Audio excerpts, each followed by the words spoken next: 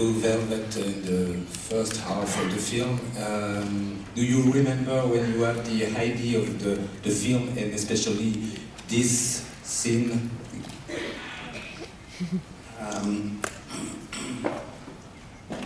The idea for Blue Velvet came from, the first idea came from the song Blue Velvet. As I was saying, this song was not one of my favorite songs when it came out, because it was kind of far from rock and roll. But I heard it later, and something happened when I heard this song. I see green lawns at night, I see a car, a window, and in that darkness I see a woman's red lips. And this starts me dreaming, and that was the first thing, a mood came that started the ideas coming for Blue Velvet. And for example, in this scene, how did you direct the actors? What kind of indications did you give to Isabella Rossellini or Kyle MacLachlan? In the beginning of films, well, there's a thing called casting, and it's very, very important to get the right person for the role. Then, if you get the right person for the role, you are a long way down the road. Then, in the beginning, before shooting, many times there's a chance for some rehearsals. In a rehearsal, you pick a scene that maybe most describes a character. And you start rehearsing the scene, and it doesn't matter where it starts. It could be far away from the idea or close, but you have a rehearsal, and then you see just how close or far it is. If it's far away, or even if it's close, you go and you talk to the actors.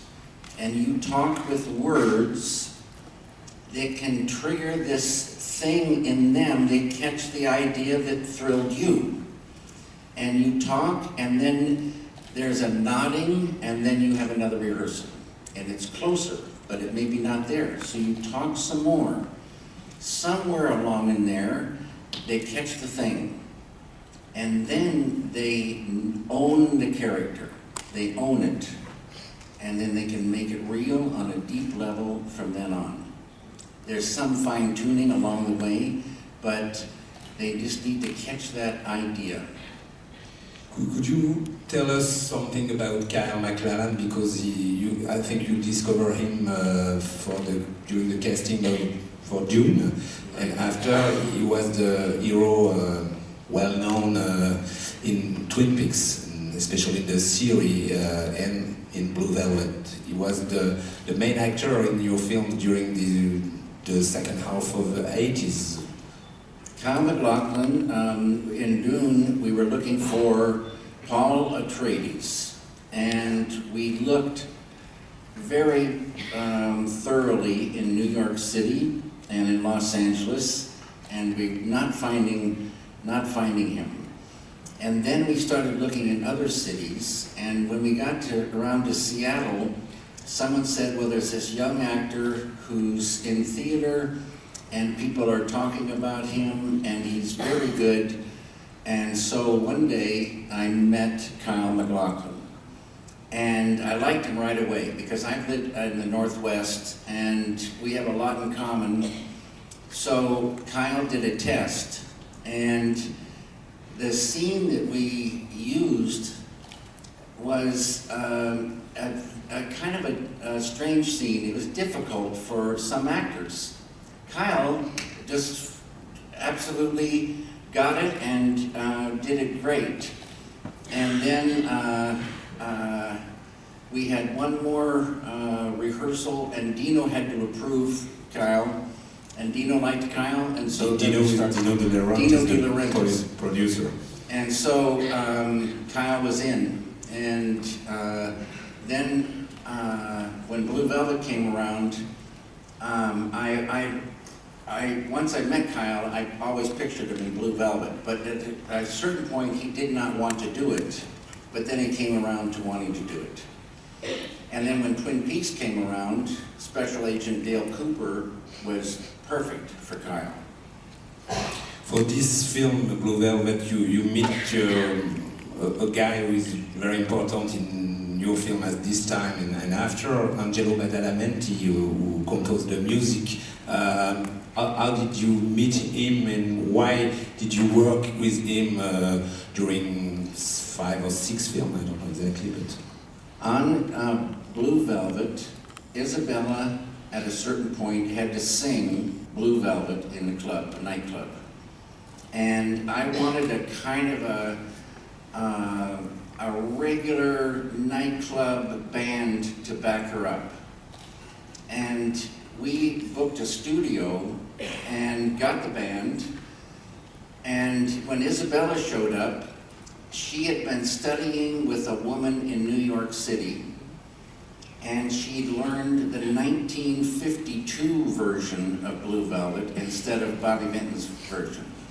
So it was kind of a disaster, and then we kept trying to work it. At a certain point, Fred Caruso, who was the producer, said, "David, I have a friend, Angelo, who come and work with Isabella." And I thought, he's just doing his friend a favor. And I said, "Fred, let's keep working and try to make this work today." It wasn't working. And so finally I said, "Okay, bring your friend and let's see what he can do." Angelo came to North Carolina, met with Isabella in the hotel, and there was a piano in the lobby. At lunchtime, Angelo came with a tape. I'm meeting Angelo for the first time. He plays me this tape, and I said, "Angelo, we could cut this into the film right now. It's so beautiful." And I'm looking at Angelo, and I start thinking, and because he did such a great job on that, and the version they did, the final version in New York City, I asked him to compose the track, the music for the film, and Angelo did such a beautiful job, and he'd become like a brother to me. In your 2 last feature films, Mulholland Drive and Inland Empire, you compose the music yourself. Not Mulholland Drive, some. A part? Yeah, no? some. Yeah. Is it better for you to compose the music for yourself, or no? No. It's when you have there's sometimes ideas come from music, and so like with Blue Velvet, ideas came out of the music. So I want to have Bobby Vinton's version of Blue Velvet in the film. So in this case, the music came first. There's trillions of songs, great music in the world, but you want to get the piece of music that marries to the scene and jumps it. So it's very tricky, and I like to get as much music and listen to as much as I can, experiment to see which things marry to the picture. So it's it doesn't really matter who writes it, it just has to marry. In Blue Velvet, there are a lot of, not a lot of, but some sex scenes in the films, and also in Twin Peaks Fire Walk With Me, for example, in Mulholland Drive too. And is it difficult for you, especially difficult for you to shoot this kind of scenes, scenes with sex, or is it like other scenes? It's like other scenes. It's the same thing. In life, there's a thing called sex. And in life, there's a thing called sadness, and a thing called anger, and all these things.